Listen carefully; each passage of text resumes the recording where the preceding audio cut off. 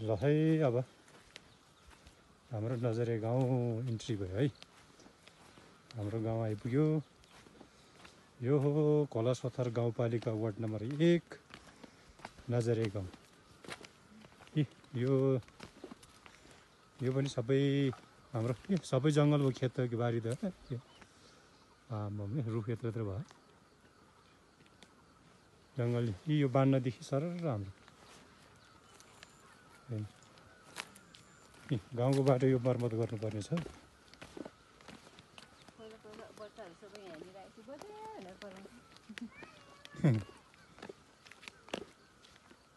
यहाँ एउटा बच्चे भन्दिनु बाजे बच्चे रमाउँथ्यो पहिला बजार आउँदा। हजुर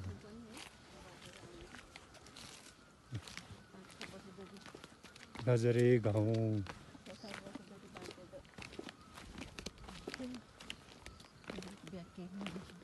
गाउँ आयो त बुढी।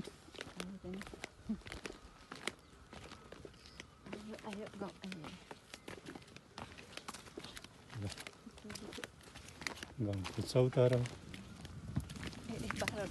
बाख्रा लो बाख्रा पनि चरण गरेर आयो त, कुदेर आयो त बाख्रा त। ल बाख्रा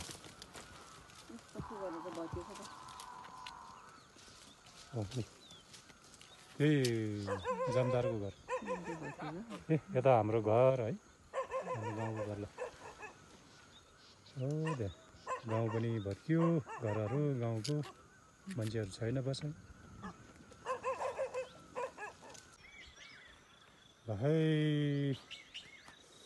बिहान बिहानी पखामा हाम्रो गाउँको हाम्रो घर नजरे गाउँ।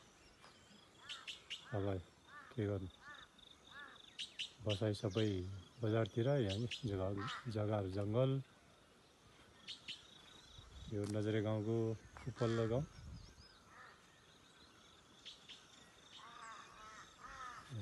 बारीमा एउटा बुहारीले तरकारी लगाएको छ। अब कटेरो छ, ढिकीमा यस्तो भएर बसेछ। अब यो झाराहरू निकाल्नु पर्यो आज। पहिला गाईबस्तु टन्नै हुन्थ्यो, बाख्राको खोरहरू भैँसीहरू पाल्ने। उहाँले यता दाइ भाउजूले चिया पिउन जाँदै, भाउजूले चिया पिउन बोलाएको छ।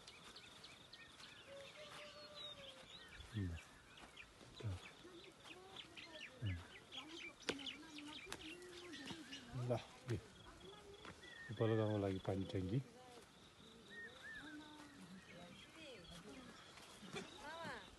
हजुर नानी सन्चै हुनुहुन्छ? ए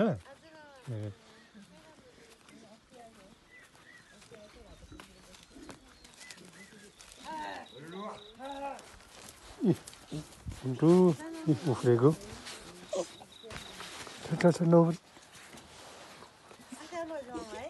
हजुर अस्ति आएको थिएन।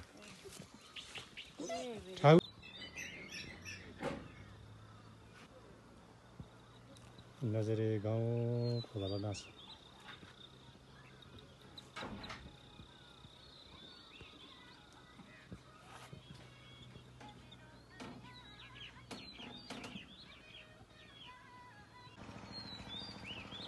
ए नदल नाच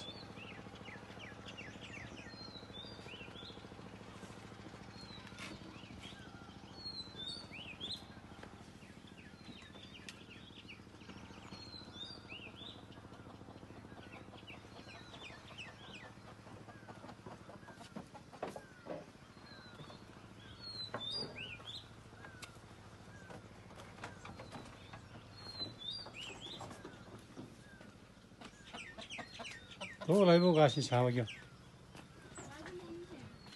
छैन।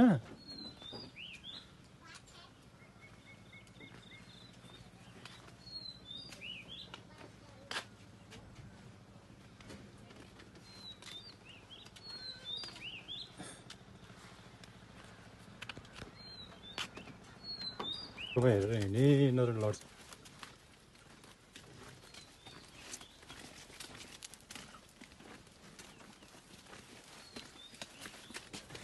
त्यतै हेरेको यहाँ आउँछ त हेऱ्यो भने त तिमीले हिँडा हिँडा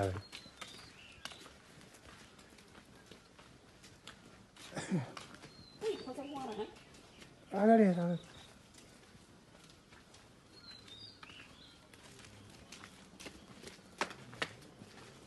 मिल चलेको गले मुइन अगाडि लड्छ लड्छ लड्छ है लड्छ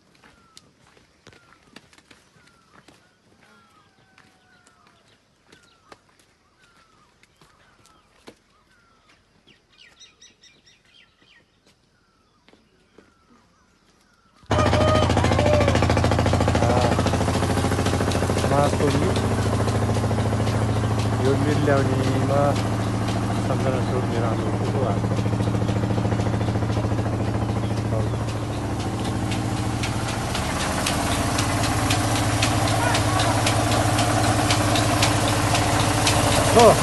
दिदी जाँदो गर्न आउनु भएको त अरू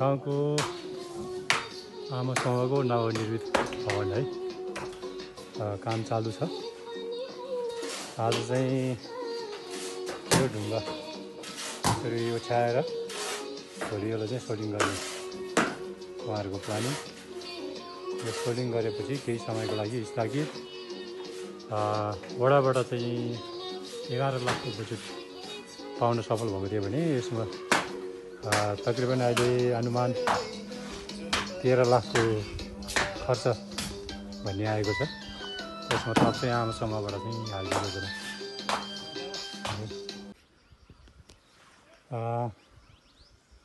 यो चाहिँ पहिला वर्ल्ड भिजनले ल्याएको एउटा योजना हो वर्ल्ड भिजनले बनाइदिएको यो भवन सानो स्कुल जान नसक्ने बच्चाहरूलाई हेर्नको निमित्त यहाँ एउटा वर्ल्ड भिजनले बनाएको यो भवनमा बच्चाहरूलाई जम्मा गरेर एकजनालाई रोजगारी पनि दिएको थियो खाजाहरू बनाएर खुलाइदिने बच्चाहरूलाई हेर्ने एउटा त्यस्तो माहौल पनि वातावरण बनाएको थियो तर अहिले बच्चाहरू कोही छैन यो भवन यतिकै छ अहिले यहाँ आमा समूहको भवन बन्दै गरेकोले यहाँ चाहिँ अहिले हाम्रो भवन निर्माणको लागि खटिएको मिस्त्रीहरू बस्दो रहेछ यहाँ अलैँची भट्टी यहाँ अलैँचीलाई चाहिँ टक्क सुकाउने काम तल आगो पुगेर अलैँची सुकाउने काम गर्दो रहेछ यहाँ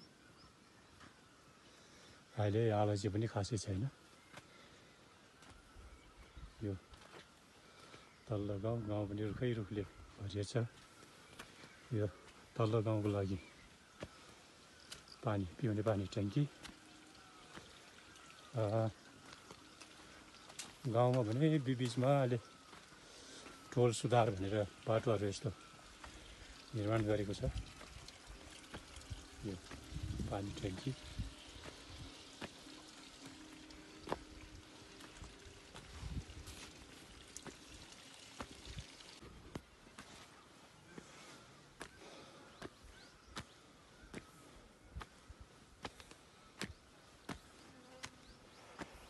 गाउँको बाटोहरू राम्रो छ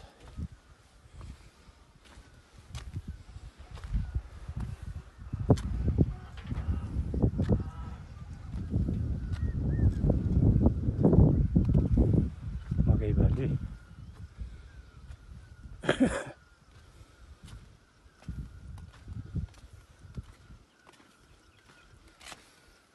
यहाँ कामबाट चाहिँ पहिरो खसेछ।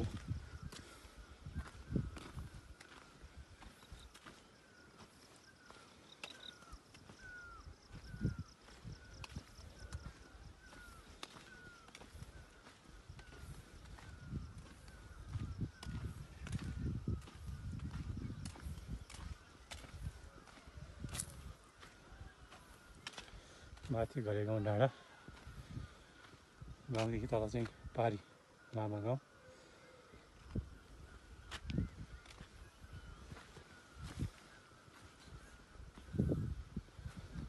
यो नजरे गाउँ।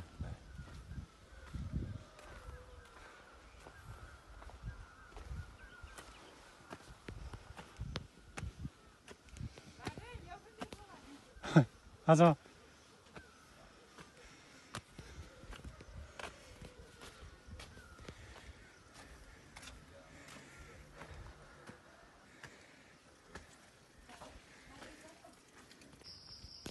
ल बाटोमा आउँदा आउँदै औसिलोको बोट भेट्यो है। औसिलो घाँसै नपाक्यो रहेछ ए।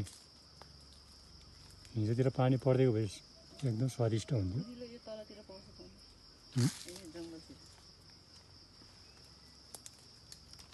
ल समयअनुसारको फल औसिलो ए पाकेको छैन।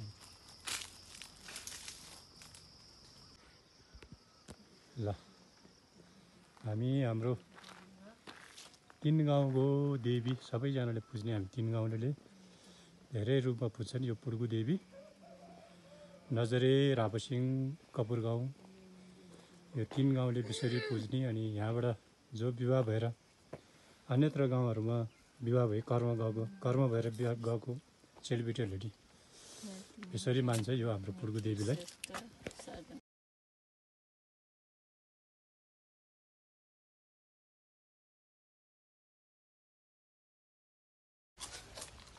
हाम्रो पुड्गु देवी मन्दिरमा जाने सिँढी कति राम्रो बनाएको छ। यसको योगदान चाहिँ कपुर गाउँ निवासी हाल कर्मथलो बेलायतले बनाएर रहनुभएका काका टेकप्रसाद गुरुङले उहाँ र उहाँको परिवारको तर्फबाट यो मन्दिरसम्म जाने यो बाटो सिँढीको चाहिँ उहाँहरूले चाहिँ यो निर्माण गर्नुभएको बाटो।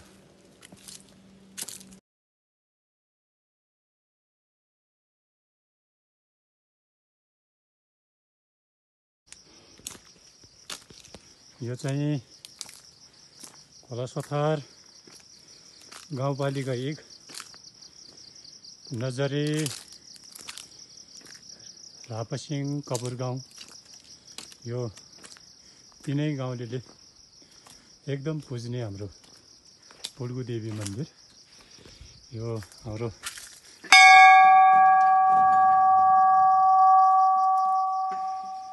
तिन गाउँको बासिन्दाहरूले धेरै पुज्छ यो देवीलाई। सबैको मनोकामनाहरू यो पुड्गु देवीले पुर्याइदिएको सबैको भनाइ छ। जसले मनले आँटेको सोचेको सबै कामनाहरू पुरा गराइदिने एक मात्रै यो तिन गाउँले पुज्ने पुड्गु देवी। अहिले यो मन्दिर निर्माण